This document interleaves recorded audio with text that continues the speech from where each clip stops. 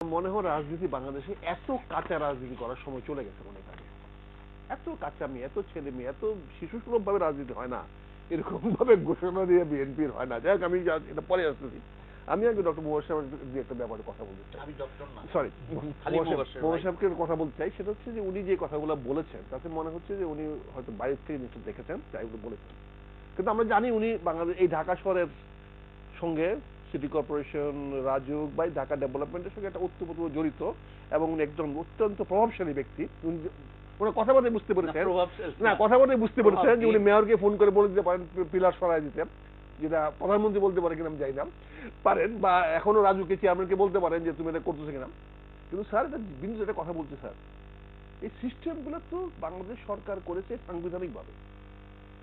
City কর্পোরেশনকে আপনি না করে আপনি সিটি কর্পোরেশনের দায়িত্বকে আপনি বন্টন করে দিয়েছেন, অসা বানিয়েছেন, ডেকা বানিয়েছেন, ডেস্কো বানিয়েছেন, রাজুক বানিয়েছেন। এগুলো যখন বানিয়েছেন তখন তো স্যার আপনারা কেউ প্রতিবাদ করেন নাই। আপনাদের বিশ্ববিদ্যালয়ের শিক্ষকরা এক একটা কনসালটেন্সি করেছেন স্যার, বিনয়ের সঙ্গে বলছি, আমি বলছি আপনারা শিক্ষকরা বলেছেন এটা করে দেন, এটা হয়ে যাবে, আপনি এটা করে দেন, এটা করে যাবে। এই যে সংবিধানের বাইরে পথচলা আমরা শুরু করেছি, রাজনীতি শুরু হয় নাই, সে 72 সন থেকে শুরু হয়েছে। কারণ রাজধানী উন্নয়ন কর্তৃপক্ষ, ঢাকা উন্নয়ন কর্তৃপক্ষ, রাজধানী উন্নয়ন কর্তৃপক্ষ বানানোর আইডিয়া বুদ্ধি মাথায় তো আওয়ামী লীগকে দেওয়া হয়। ডিআইটিকে তো রাজুক বানিয়েছে, তো আপনারাই বানিয়েছেন। এটার জন্য তো আবার নতুন করে অন্য কিন্তু স্বরূপ করে লাভ নাই। তাহলে আপনারা সেদিন চিন্তা করতে পারেন না, আজকে একটা লাইট পোস্ট সরাইতে পারেন না, অথচ লাইট পোস্ট সরে যায়, কারণ রাইট ম্যান রাইট আপনারা না দেন। আজকে যিনি যাকে মেয়র বানাচ্ছেন বা মেয়র হচ্ছেন, আপনি বলছেন যে মেয়র পরিবর্তন করা যায় না বা মেয়র পরিবর্তন হবে না। আমরা এখন পর্যন্ত জানি না মেয়রের ডিউটি কি, তার কাজ কি, সে কি করবে, তার চার্টার অফ ডিউটিস কি। সে বিশাল ধারণা নিয়ে আসতেছে, সে মেয়র ঢাকা শহরের একটা বিশাল ফান্নে খান হয়ে যাবে, ঢাকা শহর তার কথা মনে চলবে। আরে ভাই, তুমি তো you sweeper incharge, you are my sweeper incharge light man. সন্ধ্যার সময় বাতি জ্বালাবা, রাত্রেবেলা দিনের বেলা ঝাড়ু দিবা। কিন্তু তার ভাবটা আমি সিটি সরকার, সিটি গভর্নমেন্ট, আমি এন করেঙ্গা তেন করেঙ্গা, এটা তো হয় না। আপনার স্থানীয় সরকার এক জিনিস, আর এই জিনিসগুলো ভাঙতে হবে। আপনারা যারা আছেন স্যার, ভাঙতে হবে এই দায়িত্বগুলোর জন্য। আপনি বলেছেন ঢাকা শহরে আপনি দুই ভাগ কেন, আপনি যতগুলো কমিশন আছে তাদেরকে মেয়র বলে দেন, না করা যায় তো, তাদেরকে মেয়র করে দেন, মাথার উপরে একজন তাদেরকে মেয়র করে দেন, মেয়র করে দেন, একজনকে কোঅর্ডিনেটর করে দেন, বাকি সমস্ত কাজ তারা করবে। ফিলিপাইনে 17 জন মেয়র আছে করেন, কিন্তু আমার দেশে ক্ষমতাটা সবকিছু। এখন ঢাকা শহরে যিনি হতে চান, আপনি একটা কমিশনার, আপনার ঢাকা শহরের সমস্যাগুলো কি? আপনি সাধারণ মানুষ আছে, একটা রিক্সাওয়ালা রিক্সা রাখার জায়গা দেন নাই, অথচ ঢাকা আজকে প্রায় 20 লক্ষ রিক্সা আছে।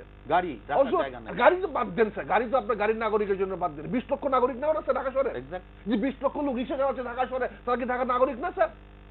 এই নাগরিকের যে রিক্সাটা রাখার জায়গা আপনি দিবেন না, এটার জন্য মস্তান ভাড়া করতে হয়, এটার জন্য আমাকে পুলিশকে ভাড়া করতে হয়, আমি রাস্তার পাশে রিক্সাটা রাখবো সেটা রাখতে হয়। আপনি ট্রাক রাখতে পারবেন, কেউ কিছু বলবে না, রিক্সা রাখতে পারবেন। ঢাকা শহরে ছোট দোকানদার আছে, ছোট ছোট দোকানদার যারা, যাদের ছোট্ট একটা টং দোকান, 50 লক্ষ বেশি লোক আছে। ঢাকা শহরে ফুটপাতে আছে অন্তত 5 লক্ষ লোক। তাদের জন্য আপনি কোনো পরিকল্পনা আছে? আপনি রাজধানী উন্নয়ন বানাবেন, বিল্ডিং বানাবেন, আপনি চিন্তা করতেছেন আপনার গ্যাস লাইন, ওয়াটার লাইন। এই ঢাকা শহরটা আপনি কেন গত 40 বছরের পরিকল্পনা করলেন না? এখন এটার জন্য দায়িত্ব বাংলাদেশ সরকার। সরকার কিছু বলবেন না, ওই দিকে আঙ্গুল দিবেন না, কারণ ওই আঙ্গুলে যারা ওখানে যারা বসে তারা হলো আমাদের সব দয়ার সাগর, ওনারা যা করে সব ঠিক করেন।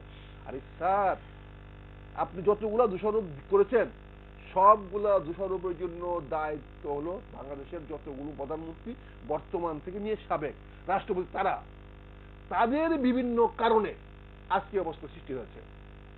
এই চলমান এই জিনিসটা হইতে হইতে আসছে। এই দেশের প্রধানমন্ত্রীরা বা সরকার প্রধানরা সবসময় দেশটাকে মনে করেন তাদের পার্সোনাল ড্রয়িং রুম, এখানে যার খুশি মতো যেভাবে খুশি মতো চালান। আজকে একে রেখে নিয়ে আসেন, কালকে ওরে বলে তোমাকে নমিনেশন দিয়ে দিলাম, তুমি কালকে মেয়র দাঁড়ায় যাও। আরে ভাই, এখন কি হচ্ছে, প্রধানমন্ত্রী মেয়রকে এক পার্টি লাফাচ্ছে, ওনার মেয়রকে পাশ করাতে হবে, আরেক পার্টি বলছে আচ্ছা আপনি আপনার মেয়র, আচ্ছা দেখি আপনি পাশ করে। এখন আনিসুল্লাহকে জমা করবেন, এখন ওকে জমা করবেন, তার এগেস্টে আওয়ামী লীগের লোক দাঁড়িয়ে গেছে। তা আমার প্রশ্ন হচ্ছে স্যার, রাজনীতি সঠিক করেন, বিশেষ রাজনীতি সংবিধানের সঙ্গে রাজনীতি সম্পর্কযুক্ত, রাজনীতি যখন সঠিক না করবেন। এই যে আপনি এতগুলো কথা বললেন, এতক্ষণ বললেন স্যার, এই যে আপনি যে সমস্ত সমস্যাগুলো নিয়ে আসলেন, রাজুকে নিয়ে আসলেন, রাজুকে যখন বলা হয় আপনি ফ্লাইওভার বানান, তার ম্যান পাওয়ার আছে কি না আছে কথা সে বলতে পারবে? তার দায়িত্ব রাজুক চেয়ারম্যান না, রাজুক আপনার মাননীয় প্রধানমন্ত্রী, তাকে তো বলতে পারবেন না। আর মাননীয় প্রধানমন্ত্রী ভুল করে বাংলাদেশের, আমার বেগম খালেদা জিয়া করে নাই, আপনি প্রধানমন্ত্রীও করে না। কাজে এই জায়গা থেকে আমাদের সরে আসতে হবে, আমাদেরকে পরিষ্কার করে বলতে হবে মাননীয় প্রধানমন্ত্রী আপনারা যারা যান 5 বছর যান, ভোটে যান, জোরে যান, থাকেন, কিন্তু দেশের জন্য কিছু করেন, জনগণের জন্য কিছু করেন। আপনারা দেখেন নির্বাচন তফসিল ঘোষণা হয়েছে, ভালো কথা, মানলাম, বলেছেন স্বাধীন সার্বভৌম নির্বাচন কমিশন। স্যার পুলিশের আইজি বিষয়ে বলছে নির্বাচন করতে হবে এপ্রিলের মধ্যে। ওনার এই কথায় নির্বাচন সচিব সাহেব গুচ্ছ দেখাইছেন, পুলিশের নাকি এখতিয়ার নাই।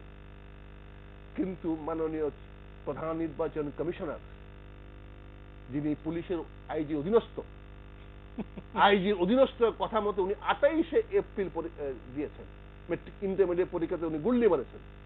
ইন্টারমিডিয়েট পরীক্ষায় উনি কোনো খোঁজ খবর দরকার পড়ে না ওনার আইজি বলে দিছে এপ্রিলের মধ্যে করতে হবে, নাহলে খবর আছে, কারণ তার পাশে সিকিউরিটি গার্ড যাবে না, গার্ড না গেলে বোমা পড়বে, পেট্রোল বোমা পড়বে, পেট্রোল বোমা পড়লে তো সে নাই। কাজে সে মনে করছে, আইজি সাহেব বলছে এপ্রিলের মধ্যে করতে হবে, যা দুদিন আগে করলাম। স্যার আপনি খুশি তো? স্যার আমি শিওর সে কথাটা বলেছে। আর নাহলে তোর যদি এতটুকু মেরুদণ্ড থাকতো, আমি বলছি এই ইলেকশন কমিশন এতটুকু মেরুদণ্ড থাকতো, সে অন্তত একদিন পিছিয়ে হলে 1 তারিখ করতো। যদি ভদ্রলোক ইলেকশন কমিশনার হইতো, আমি এভাবে বলছি, যদি উনি ভদ্রলোক হতেন, ভদ্রলোক মানে যে তার দায়িত্ব সঠিকভাবে পালন করে, সেই জেন্টলম্যান যে তার দায়িত্ব সঠিকভাবে পালন করে। কিন্তু এই চিফ নির্বাচন কমিশনার এত মেরুদণ্ডহীন, এত মেরুদণ্ডহীন যে সে পুলিশের আইজি, প্রধানমন্ত্রীর কথা বললে মানতাম, পুলিশের আইজিবির কথায় মেনেছে। এখন এই যে পুলিশের আইজিবির কথা যদি চলে, তাহলে আপনি যে বলছেন প্রধানমন্ত্রী অফিসের সামনে থেকে আইন ভাঙে, আইনটা ভাঙা সম্ভব হচ্ছে কেন স্যার? যেহেতু যাদেরকে আমরা আইন রক্ষা করার দায়িত্ব দিয়েছি তারা প্রতিনিয়ত আইন ভাঙে। এই যে আমার ভাই প্র্যাকটিস করেন, কোর্টে একটা প্রেসিডেন্স হয়ে গেছে যে I police witness is no witness, if you bear me out, right, এরকম একটা অবস্থা চলে গেছে যে কোর্টে হয়ে গেছে, পুলিশ যে কথাগুলো বলে গেছে এগুলো কোনো এক্সিডেন্ট নেওয়া হবে না, কগনিশন নেওয়া হবে না। এই জায়গায় নিয়ে গেছে আমাদের পুলিশকে। এই পুলিশকে দিয়ে আমরা আজকে যা কিছু করাচ্ছি, আমাদের এর থেকে বেরিয়ে আসতে হবে স্যার।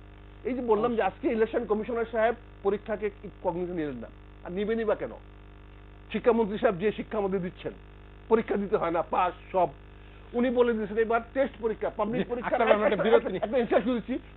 পাবলিক পরীক্ষার আগে টেস্ট যেটা হবে সবাইকে অ্যালাউ করে দিতে হবে। তা আমি আজকে আপনার মাধ্যমে স্যার আপনার সরকারের প্রধানকে বলবো, মাননীয় শিক্ষামন্ত্রীকে আরো পারমিশন দিয়ে বলেন এইবার ইন্টারমিডিয়েট পরীক্ষা দেওয়ার দরকার নাই, টেস্টে যে রেজাল্ট করেছে এই রেজাল্টের ভিত্তিতে ফলাফল দিয়ে দেন, তারপরে এই ছেলেগুলো বেঁচে যাবে, দেশটা বেঁচে যাবে, শান্তিতে বেঁচে যাবে, কারণ তাদের সবাই পাস করবে আর আপনারা হরতালও দিতে পারবেন। হ্যাঁ, আমরা খালি ইন্টারমিডিয়েট এবার যে পরীক্ষা দিবে তাদেরকে আল্লাহর হস্তে আপনি যখন টেস্ট পরীক্ষা যখন পাস করতে হবে না, পাস করা দিতে পারবে, কাজে এইবার যারা ইন্টারমিডিয়েট পরীক্ষা দিবে তাদেরকে দয়া করে পাস করা দেন, আর না হলে বলছি এবার ইন্টারমিডিয়েট পরীক্ষা হবে না। রেজা ভাই, আমরা আপনার কাছে আসবো।